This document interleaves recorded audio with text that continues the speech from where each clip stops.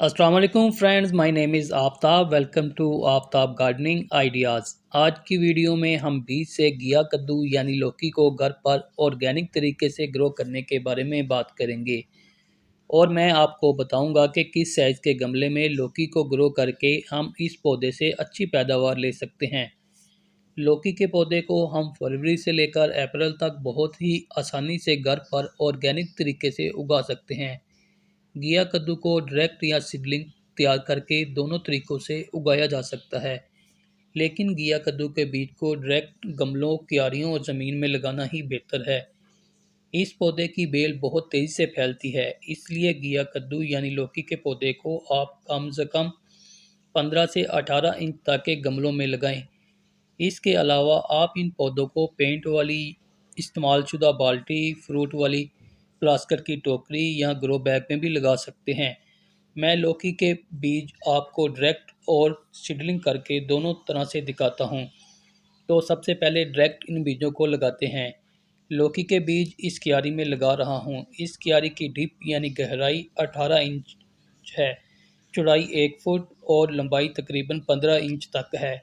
इस क्यारी में अपने गार्डन की पुरानी मिट्टी ही इस्तेमाल कर रहा हूँ। आप लौकी के पौधे लगाने के लिए जो मिट्टी बनाएंगे, इसमें 50% मिट्टी, 30% रेत, 20% खाद लेंगे। गर्मियों में पौधों को देने के लिए किचन वेस्ट कंपोस्ट बेस्ट है। बीज लगाने के लिए आप हमेशा अच्छी क्वालिटी के फ्रेश बीज लें, क्योंकि इन पौधों पर कितना ज़्यादा फ्रूट लगता है ये बीज की क्वालिटी पर ही डिपेंड करता है। तो शुरू करते हैं घिया कद्दू के बीज को लगाना। बीज लगाने के लिए 1 इंच तक होल बना लें और बीज की नोक वाली साइड मिट्टी की तरफ यानी नीचे की तरफ रखें और फिर मिट्टी से कवर करके मिट्टी की सतह हमवार कर दें और फिर पानी दें। ये बीज डायरेक्ट क्यारी में लगाए हुए हैं, इसलिए ख्याल रखें कि मिट्टी में नमी बनी रहे और मिट्टी खुश्क ना हो। बीज को उगने के लिए 3 चीज़ों की ज़रूरत होती है। नंबर 1, सही नमी का मिलना। अगर नमी सही मिलेगी तो बीज की जर्मिनेशन स्टार्ट हो जाएगी, और अगर नमी ज़्यादा मिलेगी तो बीज खराब हो जाएगा, और अगर नमी कम मिलेगी तो बीज उगेगा ही नहीं। नंबर 2, सही टेम्परेचर का मिलना। अगर सही टेम्परेचर मिलेगा तो बीज की जर्मिनेशन वक्त पर स्टार्ट हो जाएगी। नंबर 3, मिट्टी का सॉफ्ट होना। अगर मिट्टी सॉफ्ट होगी तो बीज की जर्मिनेशन वक्त पर ही शुरू हो जाएगी, और अगर मिट्टी हार्ड होगी तो बीज मिट्टी के अंदर पड़ा हुआ ही ख़राब हो जाएगा और उगेगा ही नहीं। मार्च अप्रैल के महीने में मौसम गर्म होता है, इसलिए बीज की जर्मिनेशन 6-7 दिन में शुरू हो जाती है और ये 10 दिन बाद का रिज़ल्ट है। माशाल्लाह दोनों पौधे ही सेहतमंद हैं। अब सबसे ज़रूरी काम जो करने का है, इन बेबी प्लांट को परिंदों से बचाने के लिए नेट, जाली या कपड़े से ज़रूर कवर करें ताकि ये पौधे सेफ रहें। अब मैं आपको ये लौकी के पौधे इन कप में ग्रो करके दिखाता हूँ। इन कप में लौकी के बीज लगाने के लिए जो मिट्टी तैयार की है, इसका रेशो कुछ इस तरह से है। 50% अपने गार्डन की पुरानी मिट्टी अच्छी तरह छान कर ली है और इसमें 30% रेत यानी सैंड शामिल की है, और इसमें 20% किचन वेस्ट कंपोस्ट भी मिलाई है। इस मटेरियल को कप में भरने के बाद आप एक बीज लेकर नोक वाली साइड नीचे की तरफ करके मिट्टी में प्रेस कर देंगे। बीज को इतना ही मिट्टी में दबाएंगे कि बीज नज़र ना आए, और इसके बाद मिट्टी की सतह हमवार कर लें। इसके बाद इन कप में पानी देंगे।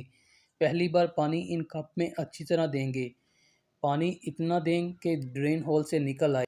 अब इन कप को 2 दिन तक शेडी एरिया में रखें। इसके बाद इन कप को धूप में रख दें और ख्याल रखें मिट्टी खुश्क ना हो और मिट्टी में नमी बनी रहे। अब वेट करते हैं कि कितने दिन में ये बीज जर्मिनेशन स्टार्ट करते हैं। इंशाल्लाह ये बीज 6-7 दिन में ही जर्मिनेट होना शुरू हो जाएंगे। ये 9 दिन बाद का रिज़ल्ट है। तकरीबन 90% सीड जर्मिनेट हो गए हैं। अब आप इन पौधों को फुल धूप में रखें और पानी देने का खास ख्याल रखें, और जब 2 से 3 नए पत्ते निकल आएँ तो आप इन पौधों को ट्रांसप्लांट कर दें। इन पौधों को ट्रांसप्लांट करते वक्त इस बात का खास ख्याल रखें कि इन पौधों का रूट बॉल डैमेज ना हो। अगर इन पौधों का रूट बॉल डैमेज होगा तो इन पौधों के सरवाइव करने के चांस भी कम हो जाते हैं और इनकी ग्रोथ भी मुतासर होती है। इस सीडलिंग को लगाने के लिए आप जो मिट्टी तैयार करेंगे वो सेम सीडलिंग मिक्स ही की तरह बनाएंगे। 50% मिट्टी, 30% रेत, 20% खाद। खाद आप जो भी लें वो फुल डिकम्पोस्ट और ऑर्गेनिक होनी चाहिए। इन बेबी प्लांट को परिंदों से ज़रूर बचाएं, परिंदे इन छोटे प्लांट को डैमेज कर देते हैं।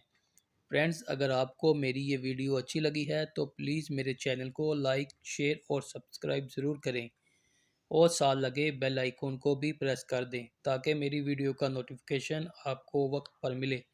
ओके फ्रेंड, अल्लाह हाफिज़, अपनी दुआओं में याद रखिएगा।